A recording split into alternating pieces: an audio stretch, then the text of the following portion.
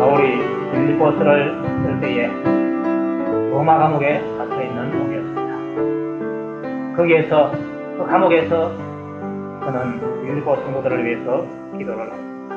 오늘 본문에 그 내용이 나와 있습니다. 이 기도 내용을 통해서 오늘날 우리가 어떤 내용의 기도를 해야 하는가, 또 우리가 어떻게 신앙생활을 해야 되는가, 거기에 대한 답을 얻을 수가 있습니다. 우리들은 각기 나름대로의 기도 제목을 가지고 있습니다. 그 기도 제목 중에는 나 자신들을 위한 기도 있을 것이고, 가족들을 위한 기도도 있을 것이고, 또 다른 성도들, 또 전도 대상자들, 또 이 나라와 이민족, 또 선교사, 이런 여러 가지 기도 제목들이 있을 수가 있을 것입니다. 그 가운데서 자신을 위해서 기도할 때, 나를 위해서 기도할 때에 내가 하나님께 어떤 것을 중점적으로 기도하고 있는가, 이것을 한번 우리의 마음속에 생각해 볼 필요가 있습니다. 자신을 위해서 기도할 때에 두 가지 부류로 우리가 생각해 볼 수 있습니다. 첫째는 하나님께서 나를 위해서 뭘 해달라는 기도.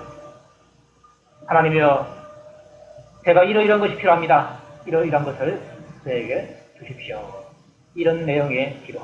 무엇을 달라고 하는 기도가 있습니다. 그 다음에 두 번째 부류는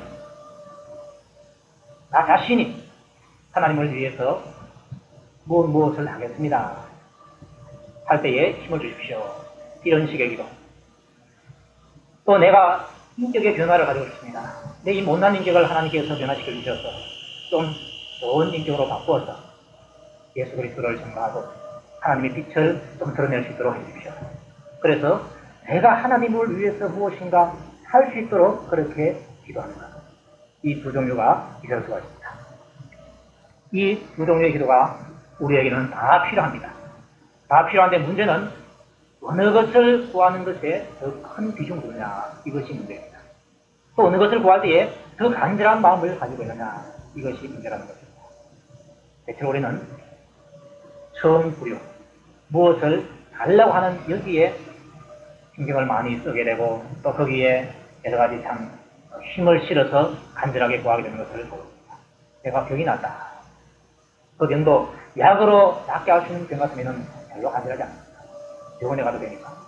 그러나 이 땅의 의술로서는 낫게 할 수 없는 그런 병에 걸렸을 때에 그 간절함은 이루 말할 수가 없습니다. 또 사랑하는 자녀가 입학 문제로 고민하고 있다. 또 직장 문제로 고민하고 있다.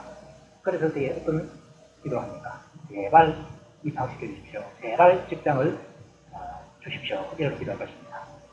또 사업을 하는 사람들은 사업 잘 되게 하기 위해서 간절하게 얼마나 간절한 것입니다. 어떤 사람은 그 문제 해결하기 위해서 금식 기도도 하고 철학 기도도 하고 또 시간 틈내서 그렇게 기도하는 것을 보게 됩니다. 반면에 내가 하나님을 위해서 무엇인가 하고 싶습니다. 저에게 힘을 주시고 저를 좀 변화시켜 주십시오. 이러한 부류의 기도는 그렇게 간절한 기도를 하는 것 같지는 않습니다. 되면 되고 말면 말고 이런 식의 생각을 할 때가 있습니다. 그런데 우리가 이 바울의 기도를 들어보면은 전자보다는 후자에 더 중점이 가 있는 것을 보입니다. 하나님께 뭘 달라?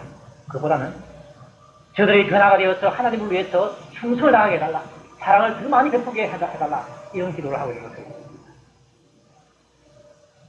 이제 바울의 기도 내용을 한번 살펴보겠습니다. 9절에 보면은 내가 기도하노라 그렇게 말합니다. 누구를 위해서 바울이 지금 기도를 하고 있습니다. 빌립보 교회 그 성도들을 위해서 기도하고 있는 것입니다. 자, 그런데 바울의 마음속에 이 빌립보 교회 성도들을 어떻게 생각하고 있는가? 8절에 보면은 그 답이 나와 있습니다. 내가 예수 그리스도의 심장으로 너희 무리를 어떻게 사모하는지 하나님이 내 증인이니라. 이렇게 말하고 있습니다. 그 바울의 마음속에는 빌립보 교회 교인들을 너무너무 사랑하고 있다는 것을 여기서 밝혀주고 있는 것입니다. 예수 그리스도의 심장으로 너희 무리를 사랑한다. 예수님께서 빌립보 교인을 사랑하는 것처럼 그 마음으로서 내가 너희들을 사랑하고 있다. 이렇게 말합니다. 사랑하는 빌립보 교회 성도들을 위해서 지금 바울이 기도하고 있습니다. 그들을 위해서 기도할 때에 무엇을 목표로 해서 바울이 기도하고 있습니까? 그 기도의 목표가 무엇입니까? 기도의 목표는 하나님의 영광과 찬송이 되기를 기도하는 것입니다. 빌립보 성도들이 하나님의 영광이 되게 해달라, 하나님의 찬송이 되게 해주십시오, 이런 기도를 하고 있습니다. 그렇다면 하나님께 영광 돌리는 것이 무엇인가? 이것을 한번 우리가 알아봐야겠다. 우리나라의 운동선수들이 외국에 가서 활동하는 사람들이 들어있습니다. 그 중에 대표적인 예를 들자면 박찬호 선수, 또 박세리 선수, 이런 사람들을 들 수가 있습니다. 그런데 이 박찬호 투수가 투구를 잘해서 아주 참 좋은 성적을 거두면 그 개인의 영광도 되지만은 그를 배출한 대한민국의 영광도 되는 것입니다. 그래서 그가 잘하면은 대한민국의 영광이고, 못하면은 영광을 돌리는 겁니다. 박세리 선수도 마찬가지입니다. 골프를 잘 치니까 대한민국의 영광이 되어버렸습니다. 그래서 우리나라에 관광을 많이 오시오 하는 그러한 선전을 하기 위해서 특별히 우리나라에서 광고를 만들어서 외국 TV에다가 방송했습니다. 그때에 이 박세리 선수가 양말을 벗고 물속에 들어가서 골프 치는 장면, 그 장면을 넣었다고 합니다. 그래서 참 인기를 많이 끌었는데, 그 다음에 이 선수가 그 성적이 부진했어요. 부진하니까 그 광고가 몇 개 들어가지 않는다고 그래요. 그래서 그 광고를 취소해버렸다, 이런 소식을 들었습니다. 이것을 봤을 때에 우리나라 출신의 선수들이 외국에 나서 잘하니까 우리나라의 영광이 되고, 못하니까 우리나라의 영광이 되지 않습니다. 그와 똑같은 원리가 신앙세계에도 적용이 되는 것입니다. 예수 믿는 사람들은 하늘나라에서 파송된 신앙 선수라고 생각하면 됩니다. 야구 선수가 야구 잘하면 그 나라의 영광이 됩니다. 골프 선수가 골프를 잘하니까 그 나라의 영광이 되는 것입니다. 마찬가지로 신앙 선수가 이 신앙 생활을 잘하게 되면 하나님 나라의 영광이 되는 것입니다. 하나님께 영광이 되고 하나님께 찬송이 될 수가 있다는 것입니다. 바울이 기도하는 목표가 바로 이것이었습니다. 빌립보 성도들이 신앙 생활을 참 잘해서 하나님께 영광을 돌리게 해달라, 이런 기도를 하고 있는 것입니다. 자, 그렇다면 신앙 생활을 잘한다는 것이 무엇입니까? 바울의 기도 속에서 그 답을 찾을 수 있습니다. 첫째는 사랑을 많이 베푸는 것입니다. 한번 따라해 보겠습니다. 사랑을 많이 베푸는 것이다. 한 번 더 하겠습니다. 사랑을 더 많이 베푸는 것이다. 덧자에다가 심어줘야 됩니다. 바울은 9절에서 이렇게 말합니다. 너희 사랑을 지식과 모든 총명으로 점점 더 풍성하게 한다, 이렇게 말합니다. 지금까지도 빌립보 성도들이 사랑을 많이 베풀어 왔습니다. 그런데 점점 더 풍성하게 해달라, 이렇게 기도하고 있습니다. 올해 한 것보다도 내년에 더 많이 하고, 내년보다도 그 후년에 더 많이 하고, 이렇게 해서 점점 더 풍성하게 해달라, 이런 기도를 하고 있다는 것입니다. 바울이 왜 이렇게 기도하고 있습니까? 사랑을 베푸는 데는 끝이 없기 때문에 그렇습니다. 목표가 있다면 거기에 도달하면 됐다, 이렇게 말할 텐데, 여기는 목표가 너무너무 커서 끝이 없습니다. 끝이 있다면 예수 그리스도의 사랑이 끝이고 표적입니다. 그 끝이 무엇입니까? 원수를 위해서 목숨까지 주는 것이 바로 가장 큰 사랑이라 했으니까 거기가 끝이라고 말하고 있습니다. 그까지 원수를 위해서 자기 목숨까지 줄 정도로 빌립보 교회가 사랑을 베푸지는 않습니다. 예수 그리스도의 사랑이 크지라는 겁니다. 죄인을 위해서 목숨을 주는 사랑, 그것이 바로 예수님께서는 가장 큰 사랑이다, 이렇게 말씀하셨습니다. 우리가 아직 죄인 되었을 때, 그 죄인은 바로 하느님과 그때에 예수님께서 죽으심으로 하나님의 사랑을 우리에게 바꾸겠다, 이렇게 말씀하고 있습니다. 따라서 사랑에는 끝이 없기 때문에 점점 더 많이 하라, 더 풍성히 하라, 이렇게 명령을 하고 있는 것입니다. 자, 그런데 사랑을 베풀 때 이 사랑은 감정으로만 하는 것이 아닙니다. 반대로의 사랑하는 기술이 필요하다는 것입니다. 지식이 필요하고 총명이 필요하다는 것입니다. 차를 운전하려고 할 때에 내가 이 차를 반드시 운전해야지 하는 그 마음이 있다고 해서 차를 운전할 수 있는 것이 아닙니다. 비행기가 있는데 내가 이 비행기를 꼭 운전해야지, 조종해야지 하면서 비행기 위에 올라탔다고 해서 사람이 비행기를 끌어갈 수 있는 것이 아닙니다. 기술이 없으면 차를 몰지 못하고 또 비행기를 조종하지 못합니다. 사랑도 마찬가지라는 것입니다. 사랑하는 그 마음만 가지고서는 사랑을 제대로 할 수가 없다는 것입니다. 그래서 필요한 것이 바로 지식과 총명이 됩니다. 이 지식과 총명 안에서 사랑을 좀 많이 베풀어라 이렇게 말씀하고 있습니다. 지식이라고 했을 때는 하나님의 사랑을 아는 지식, 또 사람의 필요를 아는 지식, 이 두 가지로 나누어서 생각할 수 없습니다. 하나님께서 우리를 어떻게 사랑하십니까? 하나님의 사랑이 어떤가 이것을 우리가 갈 때에 하나님의 사랑을 베풀 수가 있다는 것입니다. 자, 그런데 이 하나님의 사랑은 들어서 우리의 머리로 기억해서 아는 것이 아닙니다. 하나님께서는 우리 모든 사람을 사랑하십니다. 이 말을 듣고 하나님께서 우리를 사랑하시는가 보다 이렇게 알고 있는데 이것은 지식이 아닙니다. 여기서 말하는 지식은 아닙니다. 시험 문제의 답은 맞출 수 없습니다. 그러나 그것은 하나님의 사랑을 안다고 그렇게 말할 수가 없습니다. 여기서 말하는 지식은, 하나님의 사랑을 아는 지식은 다른 것이 아니라 하나님의 그 사랑을 직접 체험하고 깨달아서 아는 것을 말하고 있습니다. 죄 용서받은 체험이 있을 때에 하나님의 사랑을 깨닫게 됩니다. 성령의 은혜 받은 체험이 있을 때에 비로소 하나님의 사랑을 깨달을 수가 있습니다. 그것이 없이 머리로서 들어서 아는 그 지식 가지고서는 하나님의 사랑을 안다 이렇게 말할 수 없습니다. 인생도 살아본 사람만이 인생을 알게 됩니다.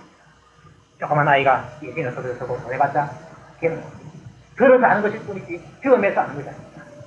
적어도 머리가 휘고 주름 차려진 오랜 세월을 살은 사람이 인생을 꾸보면서 인생이 이것이구나 그렇게 할 때 그건 서로 인생을 체험해서 느끼기 때문에 그것이 참지식이 되는 것입니다.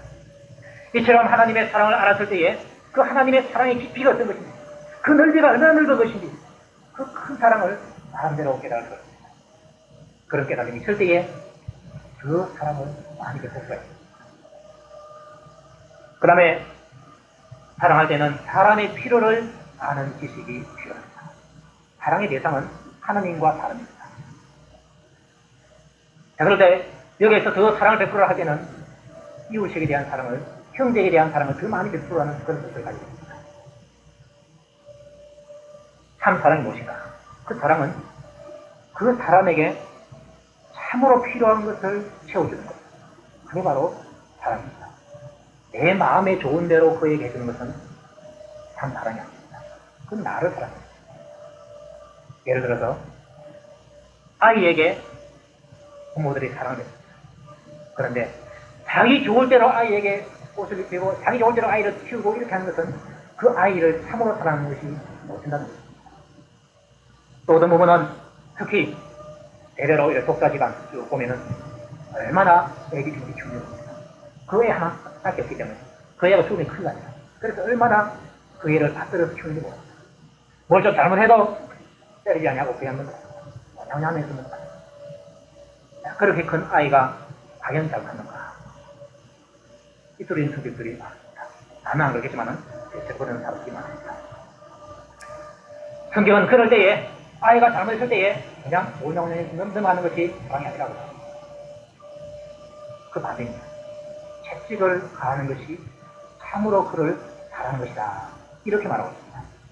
잠언서 13장 24절에 뭐라고 말하고 있습니까?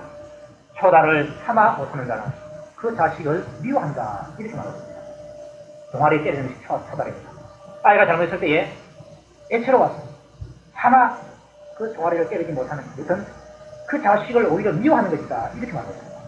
사랑하는 마음에서 못 때리는 것이 아니고 사랑하는 마음 같으면 자식을 사랑하는 자는 근실이 징계하느니라. 이렇게 말하고 있습니다. 하나님의 사랑이 얼마나 큽니까? 그런데 자기 백성들이 자기 자녀가 잘못했을 때 하나님께서는 그냥 넘어가지 않습니다. 그 죄에 대해서 회개하게 하시고 회개하지 않을 때는 징계를 합니다. 자식이기 때문에 징계를 한다고 하나님께서 우리에게 말씀하셨습니다. 징계를 하지 않는다면 자식이 아니다. 하나님께서 이렇게 주거리 기자를 통해서 말씀해 주었습니다. 따라서 자식의 요구를 다 들어주는 것 그 사랑이 아닙니다. 내 마음에 좋을 대로 자식에게 해주는 것 그거 사랑이 아니라는 겁니다. 그 자식을 진리로 인도한다. 그게 바로 사랑인 것입니다. 그 아이에게 참으로 필요한 것 바로 하나님을 아는 것이고 진리 가운데로 걸어가는 것이고 그 아이에게 참으로 보일 것이고 이것을 그에게 제공할 수 있는 것이 바로 참으로 사랑이라고 합니다. 따라서 사람의 필요를 아는 지식 이것이 사랑하기 위해 필요하다는 것입니다. 그리고 또 하나 필요한 것이 바로 총명이 필요하다는 것입니다. 이 총명은 사물을 분별하는 능력입니다. 어떤 일을 잘 판단할 수 있는, 다르게 판단할 수 있는 능력입니다. 지식이 있고 지혜가 있을 때에 이 총명을 가질 수가 있습니다. 이러한 지식과 총명을 가지고서 사랑을 베풀어라. 그 많이 베풀어라. 이렇게 말하고 있습니다. 바울이 이렇게 사랑을 더 많이 베풀 것을 기도하고 또 그것을 그들에게 가르치는 그 이유가 있습니다. 그것은 바로 다른 것이 아니라 성경의 가르침이 그렇기 때문에 예수님께서 그렇게 가르쳤기 때문에 예수님께서 어느 날 한 바리새인이 나와서 자기에게 물은 질문에 대한 답을 이렇게 했습니다. 계명 중에서 어느 계명이 가장 큽니까? 이렇게 했을 때에 예수님 뭐라고 대답합니까? 하나님을 사랑하고 그와 같이 이웃을 사랑하라. 이것이 바로 하나님께서 주신 이 구약 성경 전체를 이어야 한 강도점이라고 말씀합니다. 하나님을 사랑하고 이웃을 사랑하라. 하나님을 사랑할 때는 자기의 온 마음과 정성과 뜻을 다해서 하나님을 사랑합니다. 또 이웃을 사랑할 때는 자기 몸을 사랑하는 것처럼 사랑합니다. 이게 바로 하나님께서 참으로 원하시는 겁니다. 다른 율법과 다른 모든 세부적인 사람들은 다 이 계명에 들어있다. 이렇게 말씀합니다. 또 예수님께서 제자들에게 하시는 말씀 가운데서 새 계명을 너희에게 주노니 서로 사랑하라. 내가 너희를 사랑한 것 같이 너희도 서로 사랑하라. 이렇게 말씀합니다. 이 말씀을 가장 귀담아 들을 수 있고 가장 가까이서 들을 수 있었던 사도 요한도 요한 일서에서 사랑을 합니다. 하나님은 사랑이다. 사랑을 합니다. 그리고 그가 또 예수님께서 우리를 위해서 목숨을 버리셨으니 우리가 이로써 사랑을 알고 우리도 형제들을 위해서 목숨을 버리는 것이 마땅합니다. 또 말하기를 누가 이 세상 재물을 가지고 형제의 궁핍함을 보고도 도와줄 마음을 막으면 하나님의 사랑이 어찌 그 속에 거할까보냐. 자녀들아 우리가 달과 혈로만 사랑하지 말고 오직 행함과 진실함으로 하자. 이렇게 말했습니다. 사랑이 이처럼 중요한 것이기 때문에 하나님께서 이처럼 우리에게 사랑을 요구하고 있기 때문에 사랑을 더 많이 베풀도록 바울이 기도를 하게 됐던 것입니다. 우리의 기도 속에서도 사랑을 많이 베풀 수 있게 해달라 이런 기도가 필요합니다. 제가 하나님의 사랑을 많이 흡수해 주십시오. 또 나가서 우리 교회가 하나님의 사랑을 많이 베풀 수 있도록 기도할 필요가 있습니다. 또 기도한 대로 실천할 필요가 있습니다. 그런데 그 많은 사랑을 베풀기 위해서 우리가 그냥 가만히 앉아있으면 되지 않습니다. 기도하고 기도한 대로 실천하기 위해서는 나름대로 힘을 쓰고 애를 써야 됩니다. 더욱더 부지런해야 되고 더욱더 제작을 해야 됩니다. 그냥 다른 사람을 도와주기 위해서는 내가 할 일도 있고 다른 사람을 내가 할 일을 먼저 해놔야지 다른 사람 도와줄 수 있어요. 그럼 내 할 일을 부지런히 해서 빨리 해놔야지 남는 시간 가지고서 도와주고 있어요. 또 제작할 필요도 있어요. 내가 가지고 있는 물질로서 다른 사람 도와줘야 되는 내가 마음대로 공부 써버리면 도와줄 것이 없어요. 더 많이 도와주기 위해서는 내가 그만큼 더 많이 제작을 해야 돼요. 그래야지 다른 사람을 도와줄 수가 있거든요. 그 다음에 또 신앙생활을 잘하는 것이 무엇입니까? 두 번째로는 지극히 선한 것을 분별하는 것이다. 이렇게 말합니다. 가장 선한 것이 무엇인가? 하나님의 일을 할 때에 일거리가 참 많습니다. 그런데 나에게 가장 좋은 것이 무엇인가? 내가 가장 잘할 수 있는 것이 무엇인가? 또 우리 교회가 가장 잘할 수 있는 것이 무엇인가? 이것을 결정하고 행하는 것은 힘이 드는 것입니다. 하나님께 기도해서 결정하는 것입니다. 큰 덩치는 우리가 쉽게 분별할 수 있습니다. 선을 행해야 되는가 악을 행해야 되는가 물어보면 나 선을 행해야지. 아닙니다. 자, 교회가 구제 사업을 해야 되는가 말아야 되는가? 해야지. 다 알죠. 성결을 해야 되는가 말아야 되는가?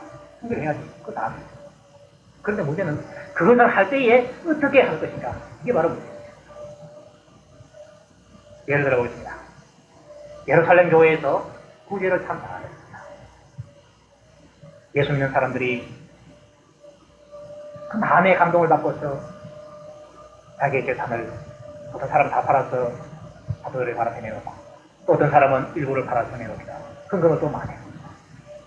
해서 이것을 이제 구제 사업에 써야 되겠는데 구제 사업을 이 사도들이 중간에서 하게 됩니다. 그런데 보니까 문제가 있습니다. 그 예루살렘 교회 가운데서 히브리파 유대인 과부도 있고 헬라파 유대인 과부도 있고 히브리파 유대인 과부는 그 본토에서 자라서 성장한 과부입니다. 그리고 헬라파는 우리나라 말로 말하면 해외 동포들입니다. 동포가 여고에서 살다가 우리나라를 원하고 있습니다. 그런데 이 두 사이에 반대로의 간격이 있습니다. 구제를 하다 보니까 히브리파 유대인 과부가 구제를 많이 받고 헬라파 유대인 과부들은 그 구제에서 빠지게 되었습니다. 살도 안으로 굽는다고 자기 편만 이렇게 해주고 해외에서 살다 온 사람들은 맹통한 시에 그러니까 교회에 말씀이 나게 됐습니다. 구제를 하는데 구제를 해야 되는 거 다 합니다. 그리고 하고 있습니다. 그런데 할 때에 문제가 생깁니다. 그래서 지극히 선한 것을 분별하기가 참으로 어렵다는 것을 알 수 있습니다. 이 문제를 잘 해결하기 위해서 마련한 방안이 바로 집사를 키우는 것입니다. 그 다음에 성경 한번 봅시다. 바울과 바나바가 1차 수련을 잘 끝냈습니다. 안디옥 교회에서 파송시켜서 갔다 왔습니다. 자, 그런데 갔다 와서 얼마 후에 우리가 다시 한번 선교한 그 장소를 돌아보고 또 다른 곳으로 한번 우리가 선교를 하자 이렇게 의논을 하고 떠나려고 했습니다. 그런데 문제가 있습니다. 1차 선도 여행 때에 중간에 이 마가라는 사람이 아이고 나는 못하겠습니다 하면서 돌아가버렸습니다. 자, 그런데 그 마가를 바나바라는 사람은 데리고 가자고 했고 바울이라는 사람은 마가를 데려가면 안 된다. 그런데 이 문제 가지고 싸웠습니다. 선교회로 하러 나와야 된다 하는 그 문제 가지고 싸우고 있다. 누구를 데리고 가느냐, 마가를 데리고 가느냐 마느냐 이거 가지고 싸웠습니다. 그런데 보통 싸우고 있습니다. 신이 다투다. 치고받고 했는지 모르겠지만 어쨌든 간에 같이 일하지 못할 정도로 싸웠어요. 그렇게 해야죠. 그래서 바나바는 마가를 데리고 다른 곳으로 가고 바울은 시나를 데리고 또 다른 곳으로 가고 지옥이 선한 것이 무엇이냐, 마가를 데리고 가는 것이 옳은 것이냐, 마가를 데리고 가지 않는 것이 옳은 것이냐, 이 문제 가지고서 이 불상입니다. 바울도 훌륭한 사람이고 바나바도 훌륭한 사람입니다. 그런데 이렇게 훌륭한 사람도 그 팀을 하지 못해가지고 싸워서 헤어지게 됐어요. 어쩌면 바울이 이런 경험이 있기 때문에 너희들도 하나님의 일을 할 때에 지옥이 선한 것을 분별할 거야 이렇게 기도했는지도 모르겠습니다. 어느 교회에서 이제 재직회를 열어서 야교회를 어디로 갈 것인가 그것을 정하려고 했습니다. 그런데 그때 싸웠습니다. 왜냐, 가는 것에는 다 찬성하는데 어디로 갈 것인가 거기에 대해서 의견이 갈렸습니다. 어떤 사람은 산이 좋다, 아무래도 가을에는 산이 아니겠느냐, 단풍을 받는다, 산을 가지고. 또 다른 사람은 무슨 소리 하느냐, 겨울 바다도 좋지만 가을 바다는 더 좋다 하면서 바다 쪽으로 가자. 그래서 한쪽에서는 우리가 야외에 갈 때 반드시 우리가 산에 가야 됩니다 하고, 한쪽에는 우리가 반드시 우리가 바다에 가야 됩니다. 서로 하다가 싸우고 하나님의 일을 하려고 하는 서로 싸운다. 이럴 수가 있기 때문에 이렇게 선한 것을 구분할 줄 알았습니다. 이것은 바로 사랑이 있을 때에 가능하다. 방금 예를 든 그 경우에는 원래는 산으로 가고 내년에는 바다로 가자 이렇게 하면 될 텐데 원래 반드시 바다에 가야 된다, 원래 반드시 산에 가야 된다 이렇게 하다 보니까 결국은 싸우고, 그래서 결론은 이렇게 싸울 바에는 가지 말자 해서 못 가는 거죠. 그 다음에 세 번째로는 진실을 들고 있습니다. 여기 보니까 또 진실하여 흠을 없이 그리스도의 날까지 이런 말씀을 하고 있습니다. 진실하는데 언제까지 진실한가? 그리스도의 날까지, 예수 그리스도의 죽을 때까지, 또 짧게는 우리가 죽어서 하늘나라에 갈 때까지, 그때까지 신실하라. 그래서 허물이 없어라. 이렇게 말합니다. 허물이 없다는 말은 나 때문에 다른 사람이 상처를 받아서 예수 믿는 것을 포기하거나 예수 못 믿게 되는 그런 경우를 허물이라 이렇게 하는 것입니다. 바리새인들의 말씀을 예수님께서 뭐라고 말씀하셨습니까? 바리새인들 향해서 너희들 청문에 딱 앉아가지고 그게 들어올려가는 사람까지 못 들어가는 그러한 사람이다. 이렇게 말합니다. 나 자신이 하나님 앞에 바로 살지 못하고 예수 안 믿는 사람에게 악한 그런 행동을 하면은, 악한 말을 하고 그렇게 되면은 사람들이 뭐라고 말합니까? 아무개 봤으네 예수 못 믿겠다. 이런 사람 있습니다. 그게 바로 신실하지 못한 것이고 허물이 있는 것입니다. 아무개 보면은 참으로 내가 예수 믿을만 한다. 아무개 보니까 참 예수 믿는 사람 나더라. 이렇게 말할 때에 그 차례 바로 신실한 것이고 허물이 없는 것입니다. 그런데 또 여기서 신실하라고 하는 말은 거짓이 없다는 말이고 위선이 없다는 말입니다. 페인트를 칠하지 않은 상태라는 것을 말합니다. 이 지금 강대상에는 뭐가 이렇게 칠해졌습니다. 이 상태가 아니라 칠하지 않는 그 상태, 책나무 그 상태, 그 상태가 바로 신실한 모습이라는 것입니다. 사람도 가식이 많은 사람이 있습니다. 그러나 신실한 사람도 있습니다. 신실한 사람은 바로 예수님의 모습을 닮은 사람입니다. 예수님 속에서는 거짓이나 가식이 없는 것입니다. 그 반대로 바리새인들의 모습 속에서는 거짓이 가득하고 가식이 가득했습니다. 외식을 참 많이 했습니다. 예수님께서는 회치가 묻음이라 이렇게 말을 했습니다. 그 사람의 말과 행동에서 그 사람이 진실하냐 못하냐 이것이 그대로 드러나게 될 것입니다. 우리의 마음에 진실한 마음을 품을 때에 그 진실한 말이 나오게 되고 진실한 행동이 나올 수 있게 될 것입니다. 그럴 때에 사람들이 그 사람을 인정하는 것입니다. 그 사람을 인정한다는 것은 무엇입니까? 내가 그 사람을 본다고 했다는 말입니다. 그리고 그 사람이 하는 말을 그대로 들으시는 것입니다. 그 다음에 네 번째로 신앙생활을 잘한다는 것은 의의 열매를 가득하게 맺는 것을 의미하고 있습니다. 의의 열매를 가득하게 맺는다. 이 의의 열매는 성령의 열매와는 조금 차이가 있습니다. 이 성령의 열매는 안에 그 내면적으로 맺는 열매를 주로 성령의 열매라고 합니다. 사랑의 마음이 있고 화평의 마음이 있고 자비의 마음이 있고 여러 가지 좋은 착한 마음이 있는 것, 주로 내면에 되는 그러한 열매입니다. 여기서 말하는 의의 열매는 그것이 구체적으로 외적으로 나타난 열매를 말하고 있습니다. 구제를 하는데 몇 군데 구제했다, 또 얼마만큼 구제를 했다, 이런 거 나타나는 거예요. 전도를 했는데 몇 명을 전도했다, 이게 나타나는 거예요. 교회를 봉사를 했는데 얼마만큼 많은 시간과 노력을 들여서 봉사했다, 이런 드러난 것을 의미하고 있습니다.